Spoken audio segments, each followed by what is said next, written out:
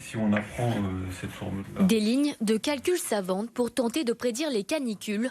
Depuis plus d'un an, ces chercheurs du CNRS travaillent sur l'intelligence artificielle. Le but, c'est de comprendre le lien qu'il y a entre cette carte, qui est la carte de la situation aujourd'hui, et une canicule qui pourrait avoir lieu dans plusieurs semaines ou dans un mois. Donc l'intelligence artificielle va apprendre cette relation en utilisant des centaines de milliers d'autres cartes. Seulement, ces données analysées sont peu disponibles.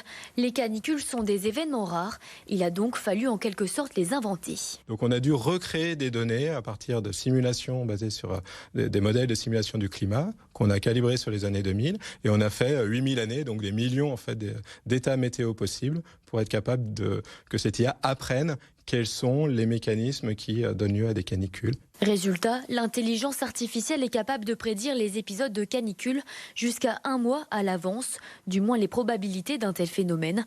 Un véritable enjeu pour ces scientifiques, puisque la canicule de 2003 avait fait près de 70 000 morts en Europe. On sait que dans le futur, l'impact des canicules va être très important, en particulier dans toute la région méditerranéenne, qui est considérée comme un hotspot du changement climatique. En ce moment, par exemple, on a en Espagne et au Portugal des canicules extrêmes avec des records de température qui sont battus pour les températures d'avril. Des événements appelés à s'intensifier et à se multiplier face au réchauffement climatique.